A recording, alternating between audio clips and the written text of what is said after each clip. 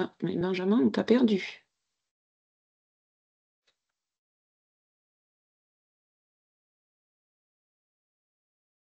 Alors, je ne sais pas ce qui s'est passé. Normalement, est-ce que vous O m'entendez? oui, c'est bien, mais bon, par C'est contre, bon? on ne voit pas le document, par contre. Alors, on va essayer de le repartager. Excusez-nous pour ce petit contretemps. Alors, est-ce que ça s'affiche bien pour vous? Oui, ça s'affiche. Oui? D'accord. Voilà, donc une première étape, c'est, la, recomposition finalement des sièges de délégués communautaires, recomposition qui comprend 2 volets. Le nombre total finalement de sièges qui seront dévolus, à l'organe délibérant et puis la répartition de ces sièges, hein. Donc on a vraiment 2 composantes pour, cette, recomposition. Alors, en introduction, donc d'abord le cadre général, hein, de ce régime juridique, qui concerne donc tous les EPCI à fiscalité propre. Les syndicats ne sont pas concernés par cette procédure, par cette démarche. Donc métropole, communautés urbaines, d'agglomération, communautés de communes, qui sont administrées par un organe délibérant, bien sûr, composé de représentants des communes membres, désignés dans les conditions prévues par le code électoral. Et donc tous les 6 ans, désormais, au plus tard le 31 août de l'année qui précède celle du renouvellement général des conseils municipaux, donc le 31 août 2025 pour la prochaine échéance, la loi impose de déterminer le nombre et la représentation des sièges donc au sein de ce conseil communautaire ou métropolitain. Et ce nombre total de sièges ainsi que la répartition sera constaté définitivement par arrêté préfectoral au plus tard le 31 octobre 2025. Alors, en fait, cet arrêté sera quoi qu'il en soit pris pour l'ensemble des EPCI. Quand bien même il serait décidé par choix ou par défaut de ne rien toucher à la composition actuelle, eh bien, quoi qu'il en soit, un arrêté ad hoc, propre à 2025 et à ces futures élections, serait, adopté par, le préfet. Alors vous en avez l'habitude, en ce qui concerne les communautés de communes et les communautés d'agglomération, il y a 2 méthodes au choix. La répartition en l'absence d'accord local, qu'on pourra qualifier de répartition de droit commun, celle qui s'applique par défaut, ou bien une répartition choisie, politiquement choisie, si je puis dire, donc établie par accord local. Et en dehors, alors, on n'abordera pas ce sujet-là aujourd'hui parce que c'est pas le calendrier, mais, vous le savez, en dehors de ce cadre périodique, obligatoire, eh bien, il existe une procédure spécifique également de recomposition, de l'organe délibérant, lorsque surviennent un certain nombre d'événements, hein. Création d'un nouvel EPCI, fusion, extension de périmètre, transformation, extension.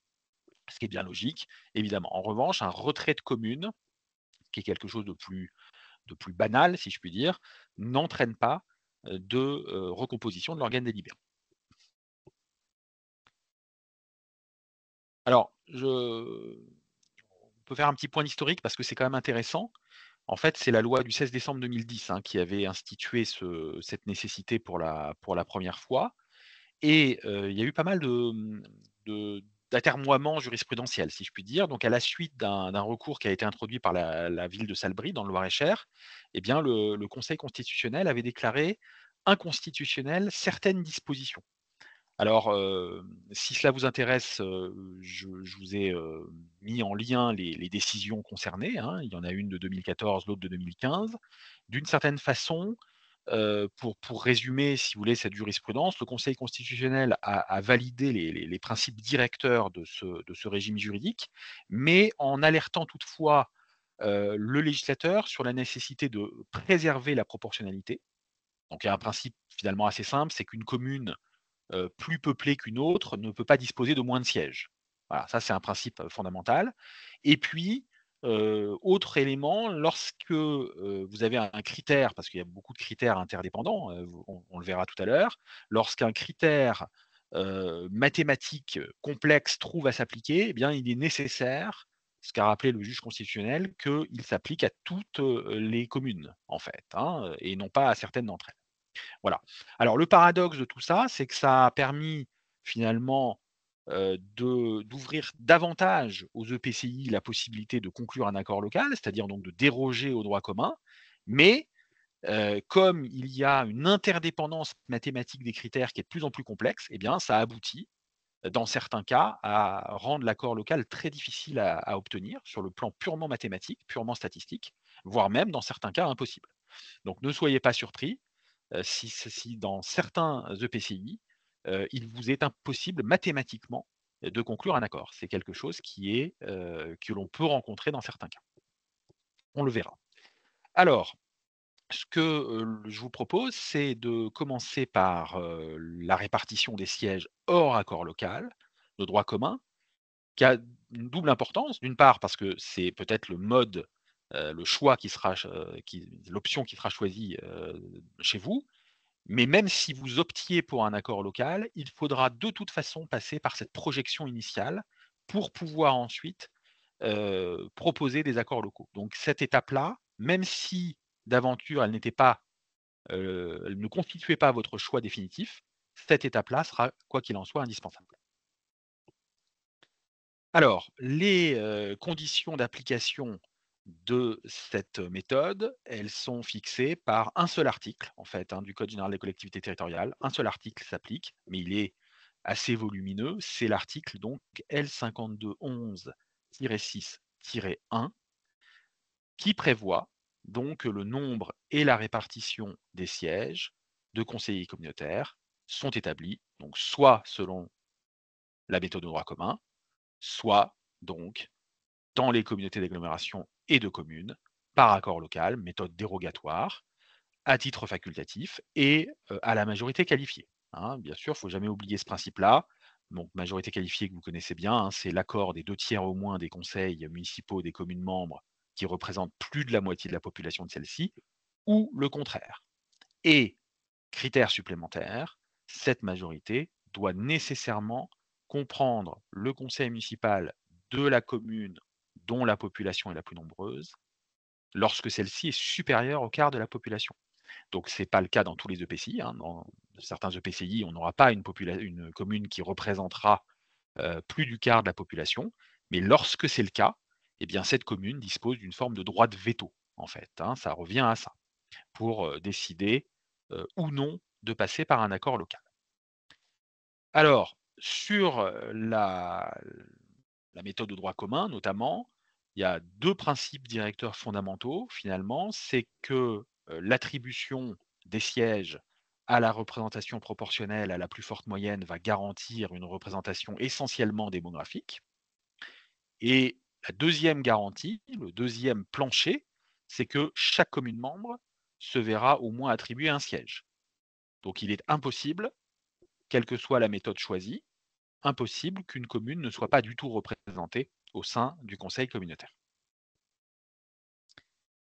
Alors, au niveau de la loi, le grand 3 de l'article fixe un tableau, hein, détermine un tableau qui fixe un nombre de sièges en fonction de la strate démographique de l'EPCI.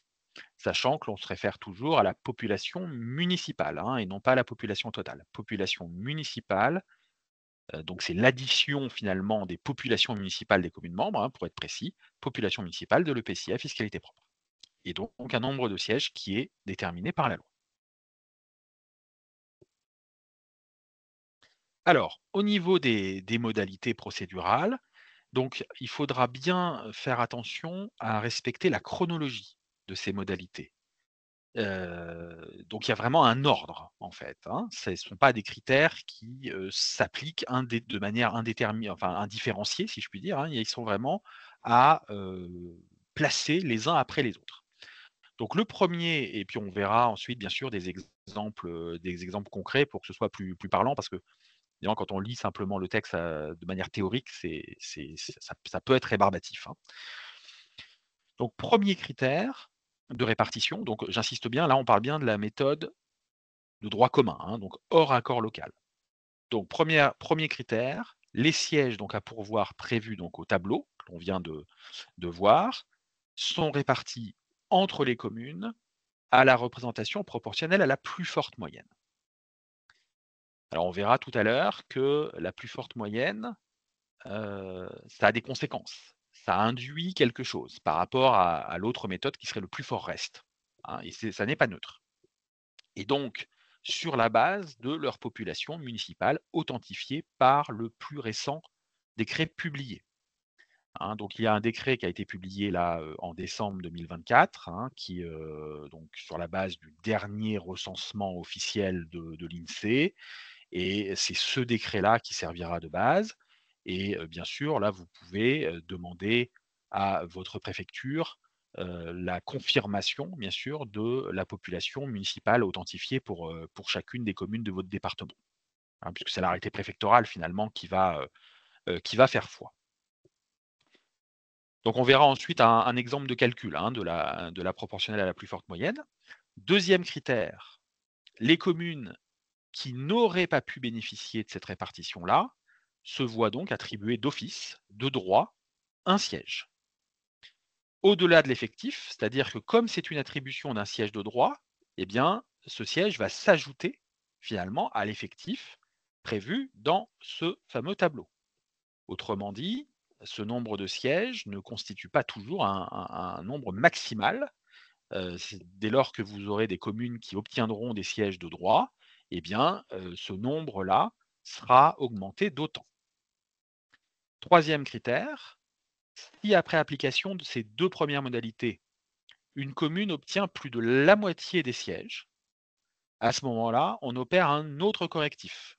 Donc il y a un correctif par le bas au départ, pour les communes qui n'auraient pas été représentées, et un correctif par le haut, un plafond, en second lieu, si une commune obtient plus de la moitié des sièges.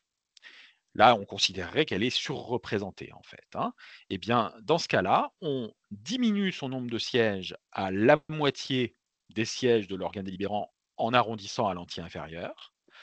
Et le reliquat, les sièges qui donc se trouveraient non attribués par application de ce principe, seront répartis entre les autres communes, suivant la règle de la plus forte moyenne. Alors, le reliquat à la plus forte moyenne, c'est la population de la commune divisée par le nombre de sièges obtenus à la proportionnelle, plus les sièges de droit, plus 1. On tiendra bien compte de l'ensemble, hein. Nombre de sièges obtenus, sièges de droit, plus 1. Quatrième critère, si jamais, alors ça c'est un critère parce que j'ai fait pas mal j'ai fait pas mal de calculs fictifs en fait, hein, pour préparer cette réunion. Et je me suis rendu compte que ce quatrième critère trouverait probablement très rarement à s'appliquer, en fait. Donc, il est fort probable que vous ne soyez pas concerné. Mais enfin, si jamais ça vous arrive, si donc le nombre de sièges attribués à une commune est supérieur à celui de ses conseillers municipaux, à ce moment-là, on fait la même chose, on réduit à due concurrence le nombre total de sièges obtenus, donc du nombre de sièges nécessaires pour qu'à l'issue d'une nouvelle application des 3 premiers critères, eh bien, cette commune dispose d'un nombre total de sièges inférieur ou égal à celui de ses conseillers municipaux. Mais, objectivement, c'est quelque chose qui ne doit pas se rencontrer quand même, très souvent. Et enfin, cinquième critère, là, c'est en toute fin de process, s'il y a une égalité de la plus forte moyenne entre des communes pour l'attribution du tout dernier siège, à ce moment-là, eh bien, chacune de ces communes se voit attribuer un siège. Voilà donc les critères cumulatifs. Donc ça, c'est important, de le garder à l'esprit lorsque, vous aurez des références au texte brut. Ça, c'est le grand 4 du fameux article du code, hein. Le grand 4. Il a été ajouté un grand 5 qui est un petit peu à part. Alors ça ne s'applique pas dans les métropoles, hein, ça s'applique dans les communautés de communes, d'agglomération et urbaines. Si le nombre de sièges de droit excède 30 du nombre de sièges prévus par le tableau, alors là encore, avec, les calculs fictifs que j'ai pu opérer, c'est pas quelque chose qui doit, survenir couramment. Mais ça a le mérite d'exister. Donc si on a finalement une proportion très importante de sièges de droit, donc là ça va concerner des EPCI qui ont beaucoup de communes peu peuplées en fait, hein, théoriquement, et bien à ce moment-là, vous avez un volet de 10 du nombre total de sièges, donc en ajoutant sièges du tableau plus sièges de droit, qui sont attribués à la proportionnelle à la plus forte moyenne entre toutes les communes. Voilà, hein. Et là, ce pourcentage de 10 supplémentaire constituera bien la limite maximale du nombre de sièges qu'il sera possible de distribuer. On ne pourra pas aller au-delà de ces 10 supplémentaires. Et si donc vous êtes tenu d'appliquer ce principe, hein, puisque donc si le nombre de sièges de droit excède 30 vous êtes tenu d'appliquer ce principe, à ce moment-là, on ne pourra pas conclure un mini-accord. Hein, le mini-accord local, on va le voir dans un instant, ne sera pas possible. Et donc ce fameux mini-accord, on le voit ici, là c'est le grand 6 de l'article, qui va s'appliquer à défaut d'accord local en communauté de communes et en communauté d'agglomération. Eh bien, vous pouvez choisir, donc là, ce ne serait pas une obligation, vous pouvez choisir de créer, de répartir un volet également supplémentaire de sièges de 10 maximum, inférieur ou égal à 10 du nombre total de sièges issus du tableau. Voilà, hein. Et donc ça, c'est une attribution qui se ferait en complément des sièges déjà répartis. Donc il faut déjà avoir finalisé l'ensemble du processus antérieur pour ensuite éventuellement décider de, d'ajouter finalement ce volet supplémentaire, ce contingent supplémentaire de sièges. Alors, c'est un petit peu contraint quand même, parce que la part globale de sièges attribués à chaque commune ne pourra pas s'écarter de plus de 20 de la proportion de sa population dans la population globale. C'est ce qu'on appelle le ratio de représentativité. Là aussi, on le verra par un exemple concret tout à l'heure. Donc il faut quand même qu'il y ait une forme de proportionnalité entre le poids démographique de la commune et sa représentation au siège. Et sauf effectivement, alors là aussi on passera par des exemples concrets parce que c'est vraiment nécessaire de calculer tout ça, et sauf lorsque cette répartition de droit commun conduirait à ce qu'une commune s'écarte de plus de 20 donc par application des règles mathématiques, et que le mini-accord local finalement maintienne ou réduise cet écart, c'est-à-dire ne l'aggrave pas. Là, on admet finalement qu'on puisse rester au-delà d'un ratio supérieur à 20 ou lorsque un second siège serait attribué à une commune ayant bénéficié d'un seul siège, en application de la proportionnelle à la plus forte moyenne. Voilà le principe. Et donc, dans les métropoles et les communautés urbaines, eh bien, l'attribution de ce volet, peut porter le nombre de sièges à, une commune à plus de la moitié de l'effectif. Là, bon, il est admis, qu'on puisse excéder ces 50. Condition de majorité pour, entériner l'accord local, le mini-accord local. Donc là, c'est un mini-accord local uniquement qui porte sur les 10 mais toujours dans la procédure hors accord local, hein. Donc c'est un mini-accord local, mais au sein de la procédure de droit commun. Et donc là, majorité qualifiée, exactement la même majorité que pour décider l'accord local, plein et entier, si je puis dire.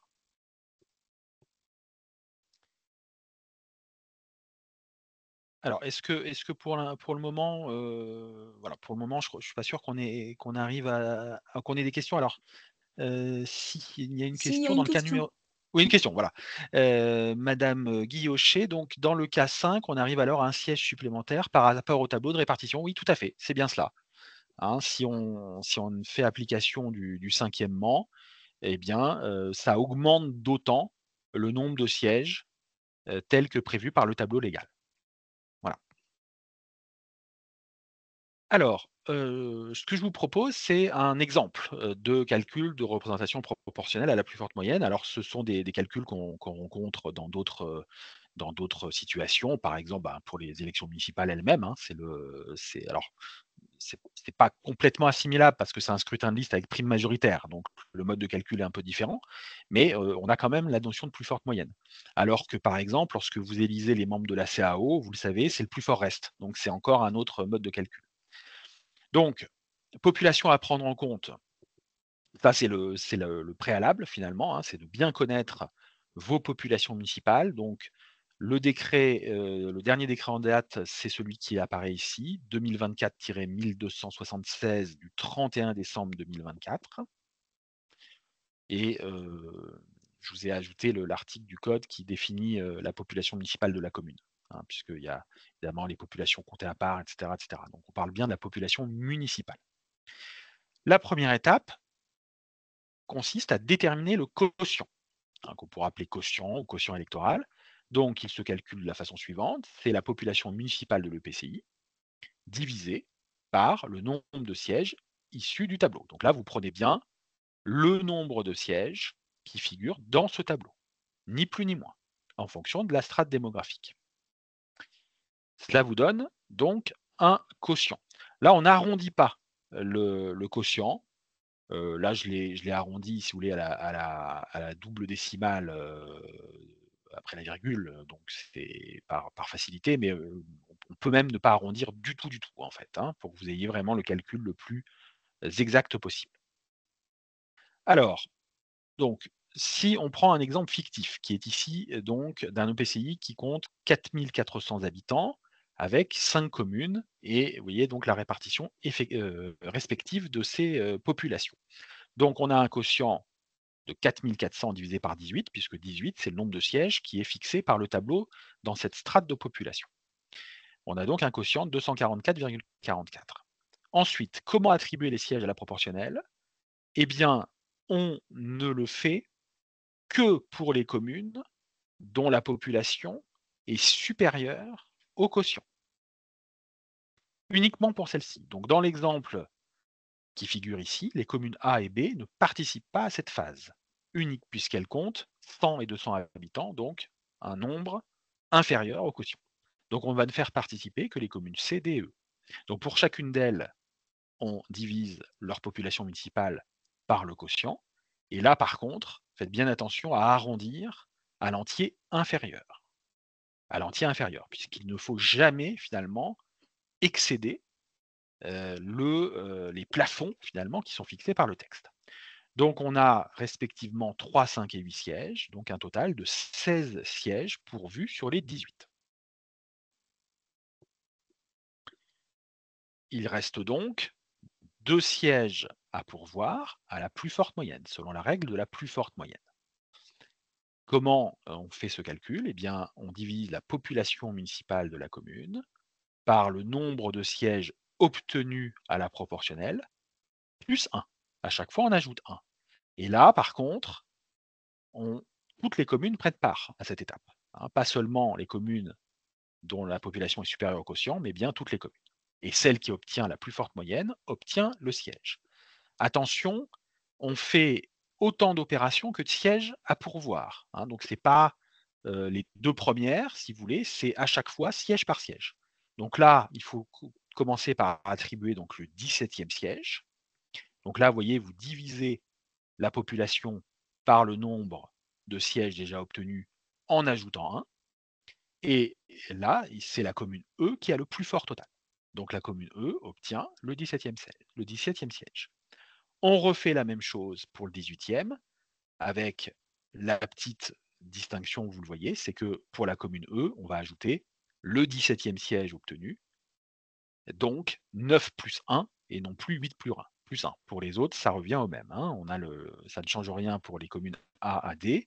La commune E, on divise par 10 et non plus par 9 puisqu'elle a obtenu un siège supplémentaire lors d'étapes précédentes. Et donc là, c'est la commune D, 216,67, vous voyez, qui obtient le total le plus élevé et donc le 18e siège. Donc les communes A et B, dans l'exemple, ne disposent d'aucun siège. La commune C 3, la commune D 6, la commune E 9. À l'issue de cette répartition, eh bien, dans la mesure où les communes A et B n'ont obtenu aucun siège, elles s'en voient attribuer un chacune de droit. Voilà donc le résultat final. On vérifie qu'aucune commune ne détient plus de 50% du nombre total de sièges. C'est le cas. Aucune commune ne détient plus de 50%, puisque la commune E en a 9 sur 20. On ajoute bien les sièges de droit ici. 9 sur 20, donc là on est bon. Et le nombre de sièges attribués de droit n'excède pas 30% du nombre de sièges issus du tableau. 2 sur 18. Donc là on a bien le total, sachant qu'il est possible par donc à la majorité qualifiée, d'ajouter un volant supplémentaire de 10% maximum, comme on l'a vu, donc à la majorité qualifiée, donc à titre volontaire. Voilà. Et si ce choix n'est pas fait, eh bien, la répartition définitive se fait de cette façon-là. Voilà. Et puis là, vous avez donc un petit tableau de synthèse des étapes successives. Voilà donc pour la répartition hors accord local. Alors on peut s'arrêter bien sûr, quelques instants pour recueillir vos questions si vous en avez.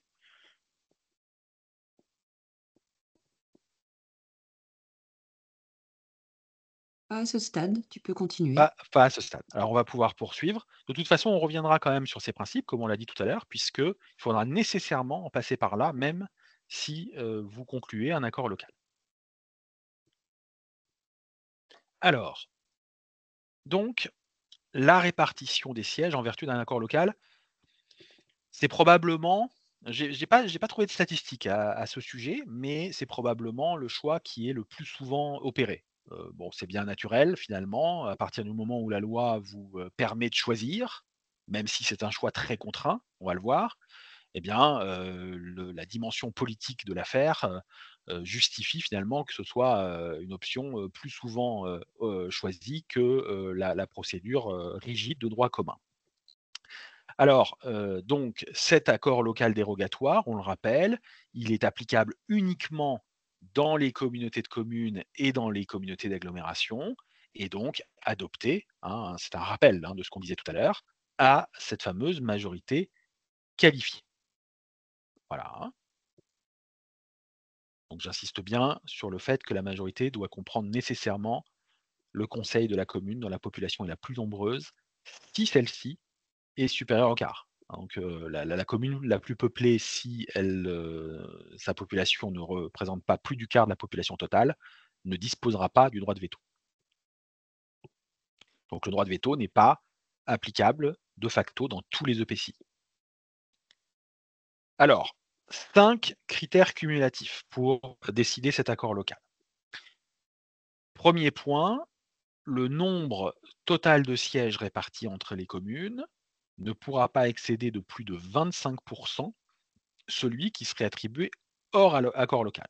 Et donc c'est cela qui nécessite finalement d'opérer une simulation des résultats de l'application de la méthode légale et pour qu'on puisse ensuite, calculer le plafond maximum de 25 supplémentaires. Sinon on ne pourrait pas le faire.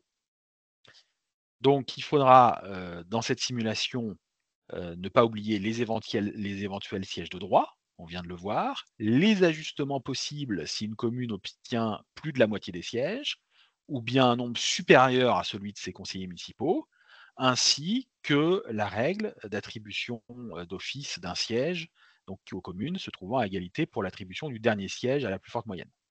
Voilà, hein, donc tous ces critères, il faut les repasser en revue finalement, pour pouvoir ensuite avoir, la base de travail, de négociation de votre accord local. Alors attention quand même, le texte est assez subtil. Si jamais, vous avez le volant de 10 de sièges en plus en cas de dépassement de plus de 30 des sièges attribués de droit, eh bien à ce moment-là, on n'en tient pas compte pour le calcul des 25 hein, puisque le texte ne fait référence qu'au grand 3 et au grand 4 de l'article et non pas au grand 5. Donc si jamais vous aviez ce volet de 10 de sièges supplémentaires, eh bien, il faudra le déduire de la base de calcul pour calculer les 25 supplémentaires. Donc on s'arrête uniquement au grand 4 de l'article, hein, aux phases du grand 4. Donc une fois que vous avez, ce nombre de sièges, eh bien, on le multiplie ensuite par 1,25, arrondi à l'entier inférieur, obligatoirement, pour ne pas excéder le seuil de 25. Et là, vous aurez à ce moment-là le nombre maximal, de sièges à pourvoir dans le cadre d'un accord local. Deuxième critère, petit b, donc on rappelle, hein, tous ces critères sont cumulatifs, bien sûr. Les sièges sont répartis en fonction de la population municipale de chaque commune authentifiée par le plus récent décret. Donc là, c'est une prise en compte, des décisions du Conseil constitutionnel. Donc ça signifie qu'il y a un strict respect de la démographie. enfin strict, qui va être aménagé dans certains cas, on va le voir, mais en fait, le principe général, c'est qu'une commune ne peut pas obtenir un nombre inférieur de sièges par rapport à une commune moins peuplée qu'elle. Ça, c'est un principe général. Un nombre égal, c'est possible, tout à fait possible, mais pas un nombre inférieur. Troisième critère petit c, chaque commune dispose d'au moins un siège. Donc là, c'est le même principe que hors accord local. Vous ne pourrez jamais avoir une commune ayant 0 siège. Ça, ce ne sera pas possible. Donc toujours au moins un siège. Et là, donc, c'est une dérogation qui a été demandée au principe de proportionnalité, qui a été demandée par le Conseil constitutionnel dans sa décision du 5 mars 2015.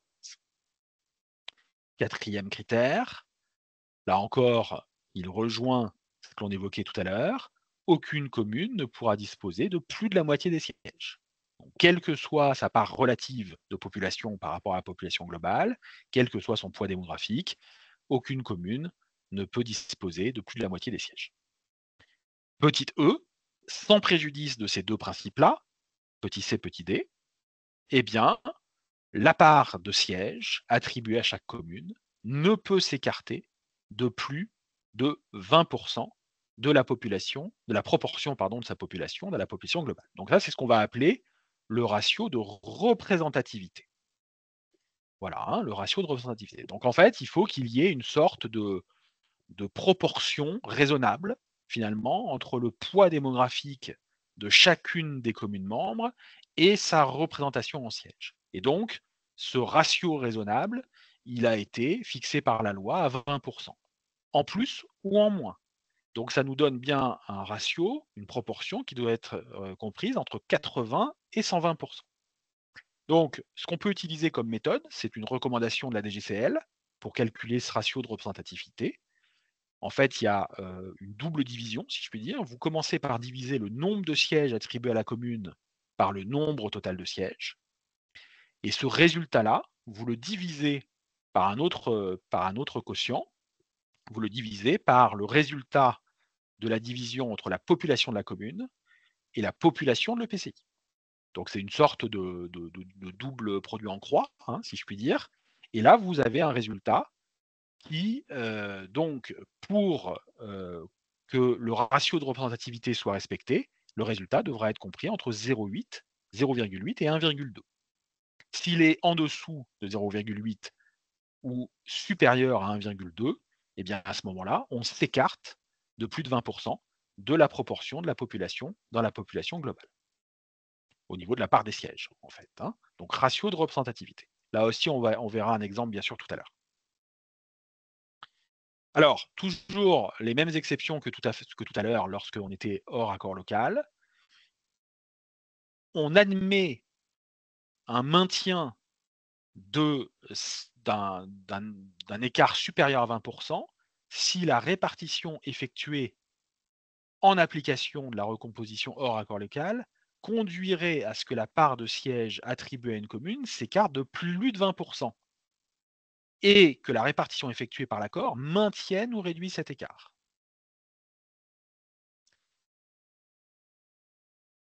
Et deuxième critère, donc voilà, j'ai pris un exemple, hein. Si la composition de droit commun induit un ratio de représentativité de 1,37 au profit d'une commune, le ratio issu de l'accord local devra être compris entre 63 et 137%. Voilà, hein. 1,2 c'est 120, donc 1,37, 137%.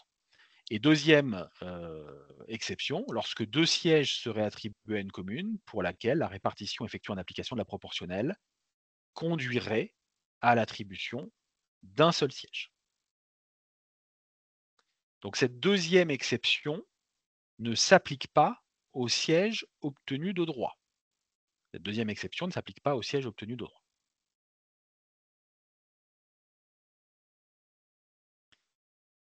Alors, un exemple fictif ici.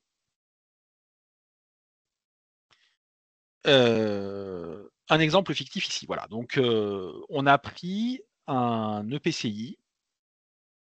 Voilà, je fais, le passage ici. Donc un EPCI qui comprend donc 31 836 habitants avec une population municipale authentifiée qui est,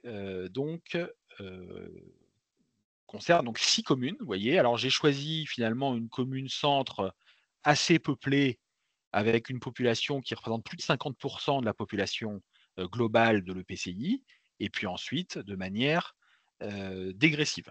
Donc évidemment, le conseil qu'on peut vous donner, lorsque vous opérez un calcul, c'est, de classer bien sûr dans l'ordre de population chacune de vos communes, hein. Donc soit en ordre croissant, soit en ordre décroissant, peu importe, mais que vous ayez vraiment, une progressivité et un tableau qui soit vraiment dans l'ordre à ce niveau-là, c'est vraiment ce qui peut faciliter le calcul. Premier Donc première phase, première étape, donc on repasse par la simulation, comme on l'évoquait, d'une composition hors accord local. Donc, on calcule le quotient, donc 31 836 la population totale, enfin municipale globale de l'EPCI, qu'on divise par 34, puisque 34, c'est donc le nombre de sièges fixé par la loi pour un EPCI qui a cette population-là. On a donc un quotient à 936,35. Les communes E et F, dont la population est inférieure à ce chiffre-là, à ce nombre-là, ne participent pas à la représentation proportionnelle. Donc ensuite, on opère comme tout à l'heure.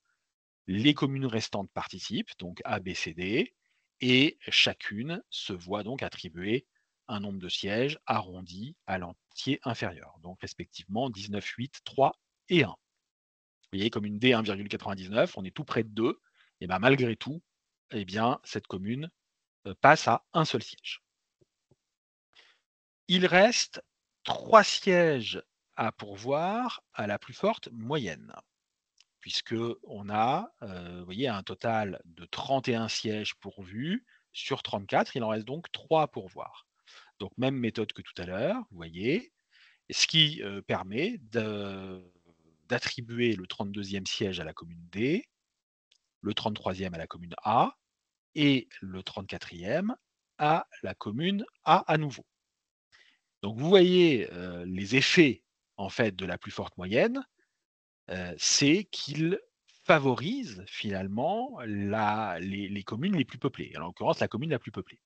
Hein, donc c'est le choix qui a été fait par le législateur d'opérer une pondération, un correctif en faveur, des membres qui ont le poids démographique le plus important. Si, le choix, inverse avait été fait, eh bien on aurait choisi le plus fort reste, hein. Le plus fort reste favorise, les petits, si je puis dire, et la plus forte moyenne favorise les gros. Donc là, on a vraiment un exemple qui l'illustre parfaitement. On va avoir donc ensuite un siège de droit attribué pour la commune E et pour la commune F, puisqu'elles en ont pas à ce stade, elles n'en ont pas à ce stade. Et donc ça, c'est le critère supplémentaire. Ensuite, on vérifie que la commune A obtient plus de 50 des sièges, 21 sur 36. Donc on doit réduire ce nombre à la moitié. On n'a pas besoin d'arrondir à l'entier inférieur puisque on tombe sur un nombre entier, c'est le donc 18 sur 36, ce qui implique donc de répartir le reliquat entre les autres communes. Donc là, on extrait la commune A pour le coup, on répartit le reliquat entre les autres communes à la plus forte moyenne. Donc plus forte moyenne, on rappelle ici population municipale divisée par le nombre de sièges à la proportionnelle, plus le nombre de sièges de droit, plus 1. Et on aboutit au résultat suivant. En vert apparaissent les communes qui se voient attribuer les sièges restants, là encore, respectivement, hein, donc toujours siège par siège, hein, jamais en même temps. C'est-à-dire que dans le premier cas, ça ne sera pas commune B et commune C parce qu'elles sont dans les 2 premières positions, c'est à chaque fois un seul siège qui est attribué. Donc ça aboutit à accorder un siège de plus à la commune B, un autre à la commune C et le dernier à nouveau à la commune B. Donc vous voyez, là encore, même cause, même punition, si je puis dire, ce sont bien les gros qui sont favorisés par la méthode de calcul. On constate dans cet exemple que les sièges de droit ne représente pas plus de 30 du nombre de sièges dévolus, donc pas de correctif à ce niveau-là. Aucune commune ne dispose de davantage de sièges que de conseillers municipaux et donc on a un nombre de sièges maximal total dans le cadre de l'accord local qui sera donc fixé à 36 multiplié par 1,25, hein, donc les fameux 25 supplémentaires, ce qui nous donne 45. Alors on va revenir sur le petit tableau. Donc le sur la colonne de gauche, donc en rouge, vous avez la projection hors accord local, avec donc chaque population. Le nombre de sièges hors accord. Donc vous voyez qu'on a été obligé d'opérer un correctif, puisque le résultat premier nous donnait 21 pour la commune A, qu'on a été obligé de corriger à 18 parce que ça représentait plus de 50 du nombre total de sièges. Les sièges de droit ont été accordés uniquement aux communes E et F. Et on a donc le ratio de représentativité qui a été calculé, hors accord local. Alors le ratio de représentativité, eh bien, il est donc, vous voyez, très, très variable, selon les collectivités, selon les communes. Donc, on est, à, un ratio correct pour les communes A, B, C et D, hein, puisqu'on se situe pour chacune d'elles entre 0,8 et 1,2. Par contre, c'est un ratio qui est excessif, de peu excessif pour la commune E, 1,26, et qui est très largement excessif pour la commune F. Là, on comprend la logique, hein, c'est une commune qui est très peu peuplée par rapport à l'ensemble, et donc le fait qu'elle se soit vue attribuer un siège de droit, eh bien, lui donne évidemment une part, une surreprésentation au sein de l'organe délibérant, mais cette surreprésentation, elle est normale, elle est favorisée par les textes. Et donc, avec ces principes-là, eh bien, vous avez la base pour négocier votre accord local.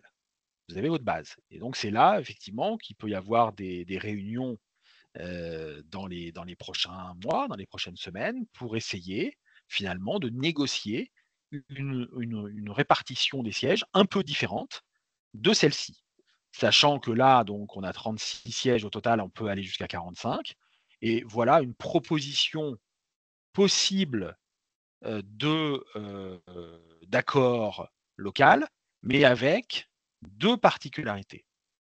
Et donc la petite question qu'on peut poser, c'est qu'il y a là, finalement, 2, heu, 2 éléments qui posent problème, en fait, dans cette proposition, hein. Donc j'ai volontairement, laissé, 2 éléments qui posent problème. Donc si vous le souhaitez, vous pouvez, par le chat, nous, faire part de vos suggestions par rapport à ces 2 difficultés.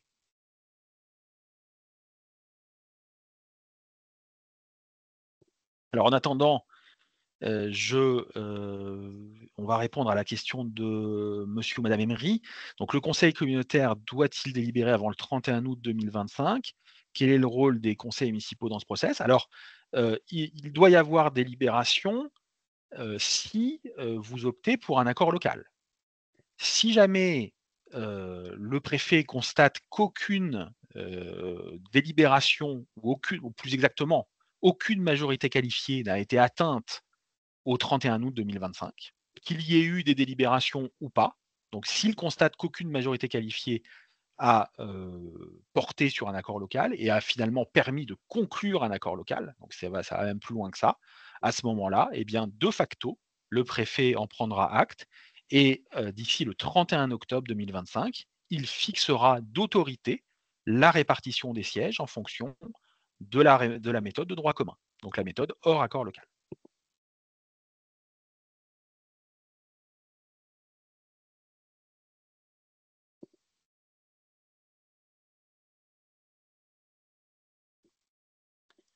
Est-ce que les étapes vous paraissent claires? Parce que c'est pas simple, évidemment, il faut s'y pencher, il faut, s'habituer au calcul.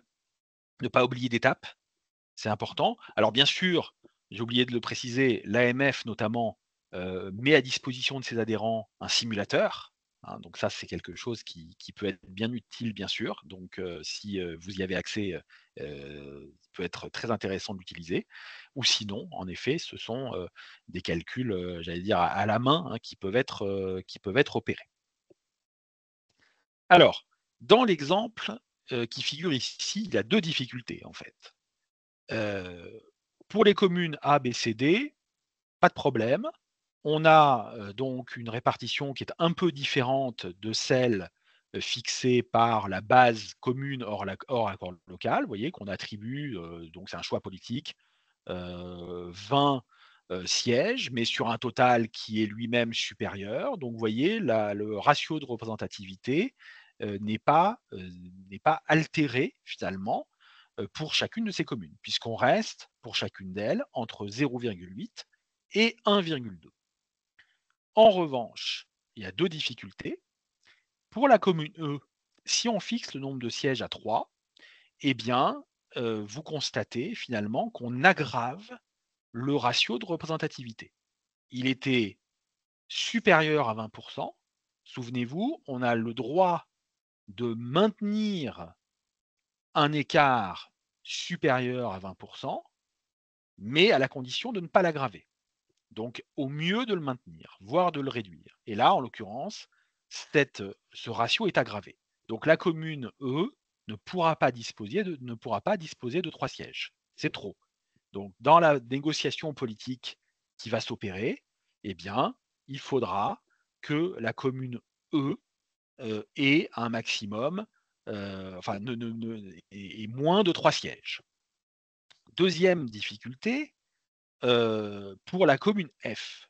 La commune F, on aurait pu faire application de la deuxième exception, vous vous en souvenez? C'est celle qui consiste à dire, finalement, il y a, une possibilité d'un second siège à une commune qui ne s'en serait vu attribuer qu'un seul, mais qui ne s'en serait vu attribuer qu'un seul à la proportionnelle et non pas un siège de droit. Or ici, la commune F avait obtenu un siège de droit. Donc elle ne peut pas obtenir ce deuxième siège, étant entendu que ce deuxième siège aggrave le, ratio de 600. Eh bien, il est encore aggravé puisqu'on passe à un ratio de 1033. Donc là aussi, deuxième difficulté dans cet accord, cette commune F ne pourra pas obtenir 2 sièges. Elle pourra en avoir un seul. Donc vous voyez, il faudra ensuite, négocier, pour que si on reste à 43, alors il y a plusieurs options, hein. Soit on part sur une autre base, donc un nombre de sièges total différent qui peut être à 42, 40 et 41, pourquoi pas. Ou si on reste à 43, la négociation politique devra, aboutir à ce que, des communes qui ont encore un petit peu de marge puissent obtenir un siège de plus. Là, on voit que la commune A a encore de la marge, hein, un 21e siège est possible. J'ai fait le calcul, c'est tout à fait possible, même un 22e. Donc les communes E et F ne pourront pas avoir 3 et 2. Eh bien, ces sièges dont elles ne pourront pas disposer seront répartis, entre la commune A et peut-être la commune B. Vous voyez, on peut avoir 22 et 11, c'est quelque chose qui entre dans le ratio, hein, alors que les communes C et D sont au maximum de ce qu'elles peuvent, obtenir puisqu'on est déjà tout près de 1,2. Donc vous voyez la difficulté, c'est finalement de combiner, l'ensemble de ces critères. Il y a une interdépendance des critères et c'est la raison pour laquelle on disait tout à l'heure que dans certains territoires, eh bien, il y a très peu d'accords possibles mathématiquement. Vous avez très peu de choix possibles, voire dans certains cas, aucun.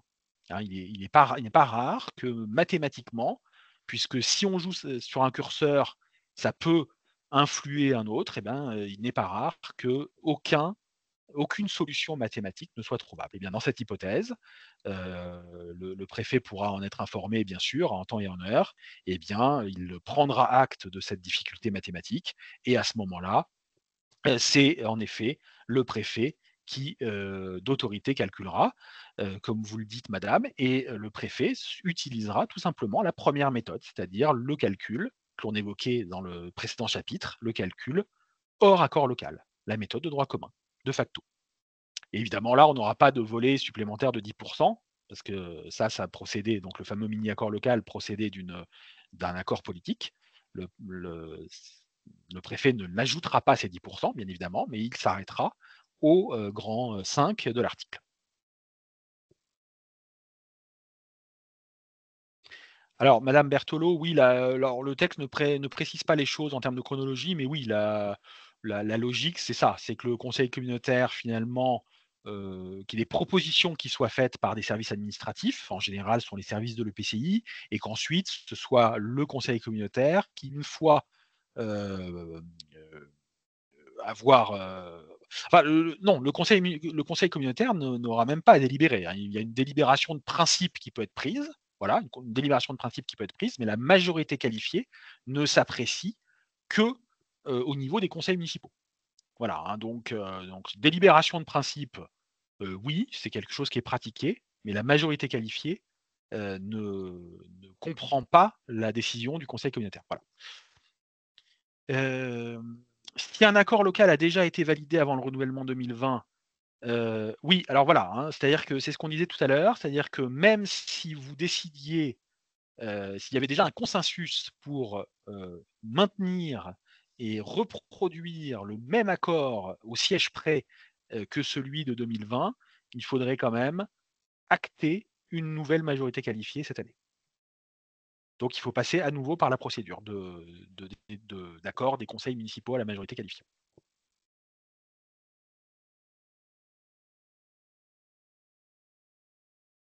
Voilà, justement, on va faire le point justement sur ce calendrier. Voilà, donc un accord parfois impossible, ça on l'évoquait et donc le calendrier, donc on rappelle, si l'accord local est valablement conclu au plus tard le 31 août, le préfet constate par arrêté la composition qui en résulte et donc là, dans ce cas de figure, il ne dispose d'aucun pouvoir d'appréciation.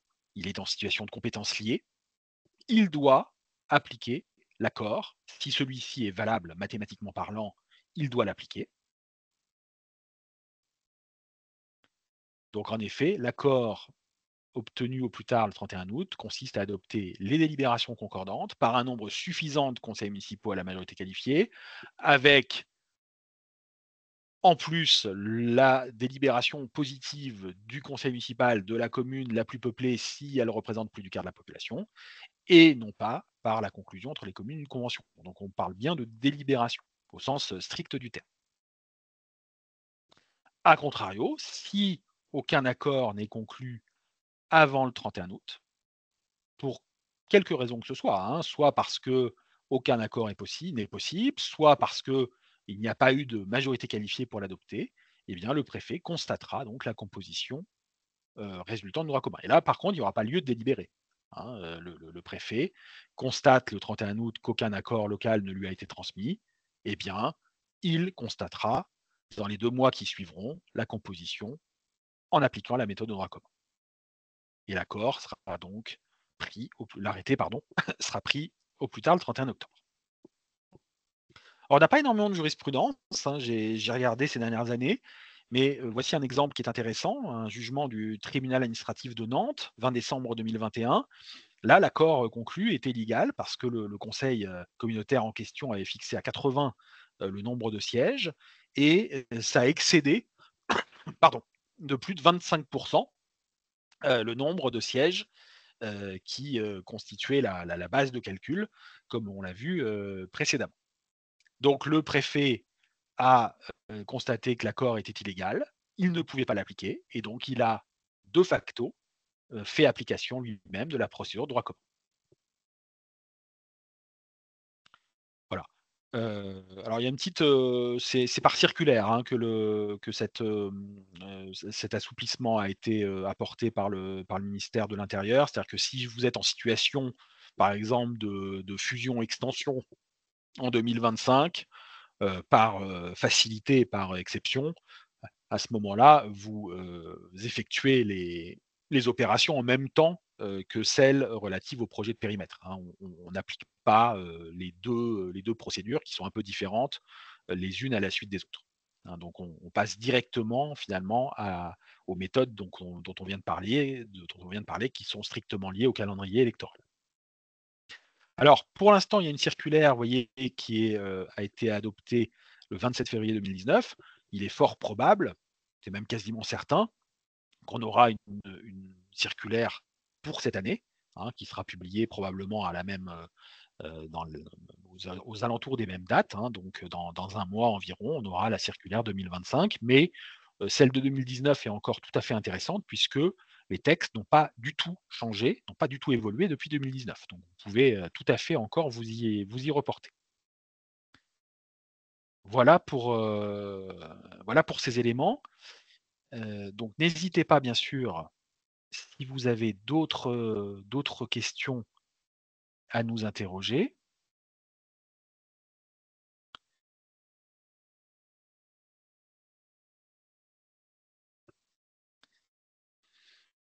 J'espère que voilà, que ça a pu vous donner quand même quelques éléments intéressants. N'hésitez pas, hein, les services concernés qui seront mobilisés par ces sujets à opérer des projections, des calculs, voilà, n'oubliez pas de bien classer dans l'ordre de population vos communes, ça c'est vraiment indispensable, pour faciliter la lisibilité de vos opérations.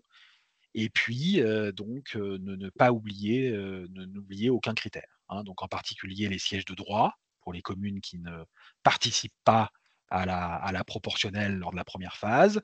Et puis, la réduction à due concurrence à moins de cin à 50 maximum de sièges pour, la commune. Alors là, ça ne peut concerner qu'une seule à chaque fois, hein.